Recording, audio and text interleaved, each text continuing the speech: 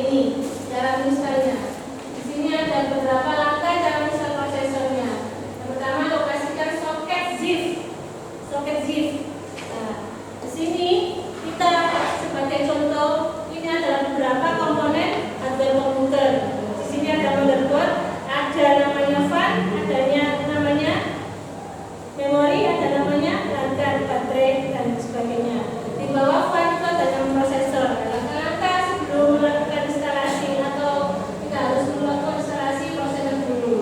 Yang pertama, lokasikan soket zip dan buka dengan menarik tangkai soket ke atas. Yang kedua, masukkan CPU ke dalam soket dengan menjaga tangkai soket ketika memasukkan CPU.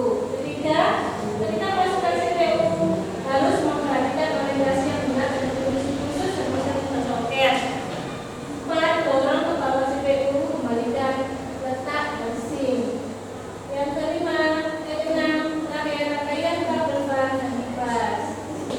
Nah, anak-anak, sebelum kita melakukan perakitan komputer, alangkah baiknya kita mendengarkan atau melihat sebuah video ya.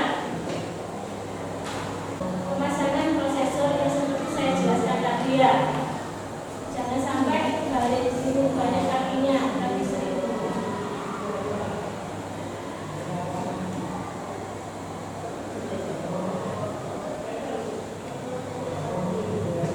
Dari melihat video tadi, kalian bisa menyimpulkan kan apa itu motherboard, apa itu monitor. Ya anak-anak ya, dari video tadi. Maka dari itu kita gunakan Android HP kamu sebagai media pembelajaran IT. Jadi biar kita nggak sia-sia apa gunanya HP kalau kita nggak gunakan. Dengan menggunakan IT, kita menggunakan tablet sebagai media pembelajaran. Dari sini saya tadi memberi stimulus pada sampean semuanya. Apa sih arti dari motherboard atau fungsinya?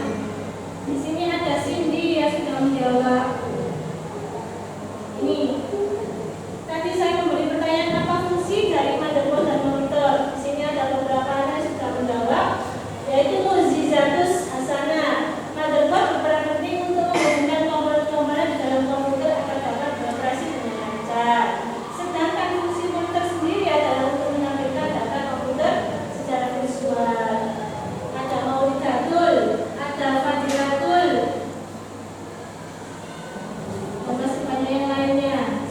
Ada selfie, ada sini. Terima kasih atas komen-komen semuanya. Setelah sampai melakukan sebuah rangkaian perakitan, maka hal yang pertama kita lakukan adalah yang satu, aktifkan komputer untuk mengecek apakah hasil perakitan itu sudah berjalan dengan maksimal. Sebelum mengaktifkan komputer, pasang lebih dahulu supply untuk casing dan sebagainya. Ini kan untuk motherboard yang masih dalam kondisi di luar. Jadi kita pasang dulu ke dalam mesinnya. Yang kedua, setting BIOS, yaitu menginstal bahan yang diperlukan untuk menggunakan peralatan yang terpasang pada motherboard software BIOS. Lanjut. Nah, tidak